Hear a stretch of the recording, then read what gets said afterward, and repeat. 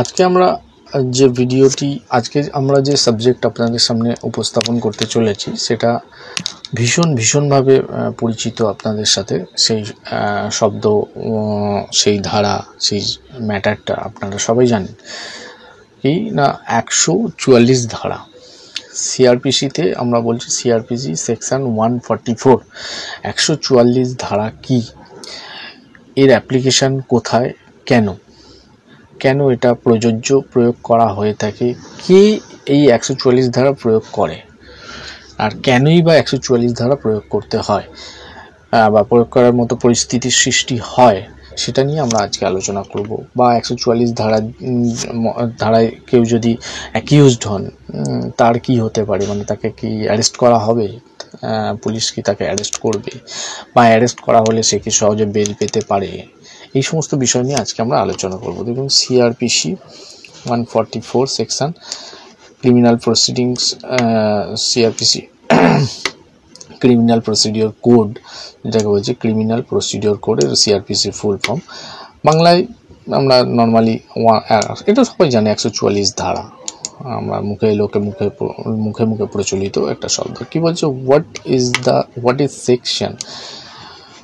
Is section 144 of the সিআরপিসিতে section 144 কি বলা হচ্ছে সেখানটা। Section 144 of the criminal procedure code of 1973 তে বলা আছে, অথরাইজ করা আছে, মানে পাওয়ার দেওয়া আছে দ্য এক্সিকিউটিভ ম্যাজিস্ট্রেটকে of any state, authorises the executive magistrate of any state or territory, কোনো রাজ্য বা কোনো অঞ্চল, কোনো area, to issue an order, একটি অর্ডার ইস্যু করতে পারে, টু প্রহিবিট দ্য অ্যাসেম্বলি, বাধা দিতে, দ্য অ্যাসেম্বলি মানে জমায়েত, অফ 4 or more পিপল, 4 জন বা তার বেশি মানুষ একসাথে, ইন অ্যান এরিয়া, একটি এরিয়াতে, according to the law every member of such unlawful assembly, এই সমস্ত যারা জড়ো হচ্ছে আনলফুল অ্যাসেম্বলিতে, তাদেরকে বুক করা হতে পারে এবং তাদেরকে অ্যারেস্ট করা হতে পারে। Can be booked for engaging the right, কোনো রকম ঝামেলা ঝঞ্ঝাট করা, বা বড় কিছু কোনো একটা জায়গায় গভর্নমেন্টের এগেনস্টে, সরকারের এগেনস্টে কোনো রকম একটা রাইট বাঁধানোর পরিকল্পনা, বা সাধারণ লোকালিটির মধ্যেও একটা উত্তেজনা সৃষ্টি করা, নিউসেন্স সৃষ্টি করা, একটা ক্যাওয়াস তৈরি করা, এই সমস্ত কাজগুলো বিভিন্ন জায়গায় ঘটে থাকে। তো তার জন্য 144 জারি করতে হয়। তাহলে what is the section 144 of CrPC? বলছে এক্সিকিউটিভ ম্যাজিস্ট্রেটকে পাওয়ার করা আছে, তিনি এই অর্ডার জারি করতে পারবেন। 144 1973-তে সেকশন 144 সিআরপিসি 1973 ধারা আইন অনুযায়ী কোনো জায়গায় অনৈতিকভাবে 4 জন বা তার বেশি মানুষ জড়ো হতে, একাট্টা হতে, এক জায়গায় হতে পারবে না। যদি হয়, সেই অর্ডার থাকলে, 144 অর্ডার থাকলে তাকে অ্যারেস্ট করা হবে। Booked for engaging in right, এই ধারাতে, এতে তাকে অ্যারেস্ট করা হতে পারে। Is 144 CrPC bailable? Yes. IPC 1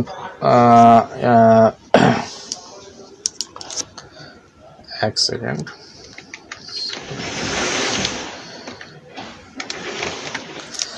CrPC 144 CrPC 144 is a bailable offense, এটা একটা bailable offense, and one can obtain bail from the police officer in police station if the complaint has not been sent to the magistrate.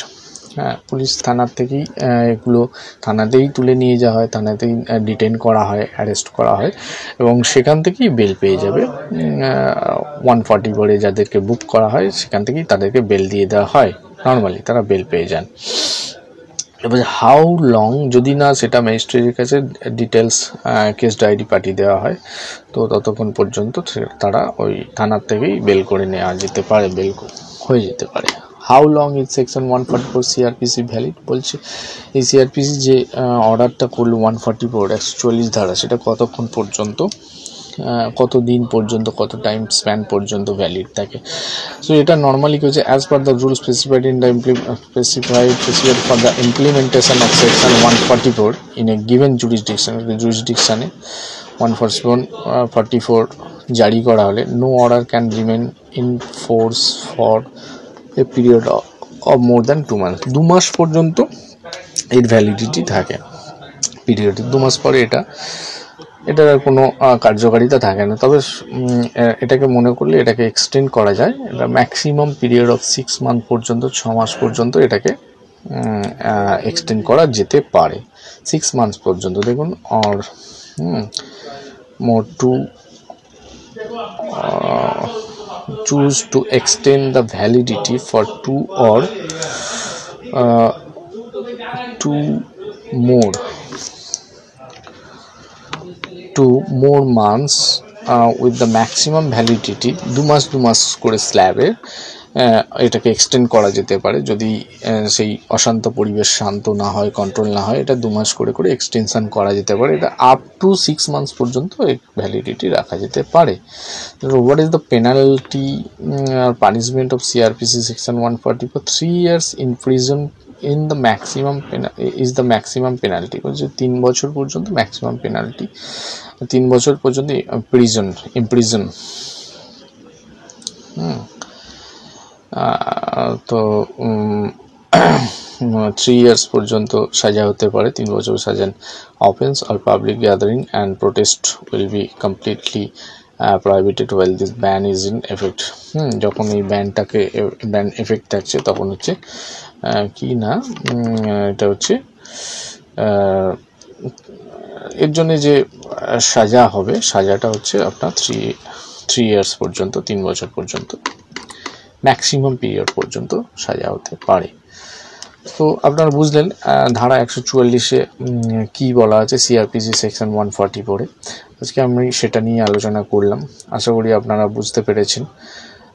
যদি কোথাও বুঝতে কোনো রকম সমস্যা থাকে বা বুঝতে কোনো রকম কনফিউশন হয়, অবশ্যই আমাদেরকে জানান। বা আইন সম্পর্কিত কোনো রকম আপনারা সমস্যায় আছেন, এটা স্পেশালি আমরা গ্রামগঞ্জে দেখি জমির বিবাদ বা ঝগড়া হয়েছে বা এই সমস্ত কিছু ব্যাপার, জায়গায় জমি মাপযোগ নিয়ে সমস্যা হচ্ছে। এই সমস্ত ঝামেলাগুলোর মধ্যেই কি হয়, যাতে পার্টিশন শুটের একটা ক্যাচেরা হচ্ছে, ঝামেলা হচ্ছে পার্টিশন করা নিয়ে, এই সমস্ত জায়গাগুলিতে ভীষণভাবে অ্যাপ্লিকেবল হয়ে থাকে ছোটোভাবে। এছাড়া এটাকে রাজ্য নিজে অ্যাপ্লাই করতে পারে। রাজ্য নিজে অ্যাপ্লাই করে বিভিন্ন জায়গায় জাতি রিলেটেড বা অনেক ধরনের বিভিন্ন বিষয় নিয়ে ইস্যু তৈরি হয়ে যায়। সেক্ষেত্রে কী হয়, একটা ভীষণ হাঙ্গামা, একটা ঝামেলা, একটা রায়ট তৈরি হয়ে যায়। সেই সমস্ত জায়গাকে 144 সরকার থেকে জারি করে দেওয়া হয়। তো সেখানে 144 জারি করে দেওয়া মানে এই নিয়মগুলোই অ্যাপ্লিকেবল হয়। এবার এগুলো আরও ডিটেলসে আরও আইন কানুন আছে, তো একটা ভিডিওই তো বলা সম্ভব নয় 5-7 মিনিট 10 মিনিটের ভিডিওতে। যতদূর হলেও আমি আপনাদের কাছে ক্ল্যারিফাই করার চেষ্টা করলাম। তো আশা করি আপনারাও এই ব্যাপারে অবগত হলেন, জানলেন, বুঝলেন। আপনাদের আইন রিলেটেড ব্যাপারে কোনো কিছু জানার থাকলে অবশ্যই আমাদেরকে আপনারা মেল করুন, কমেন্ট করে জানান।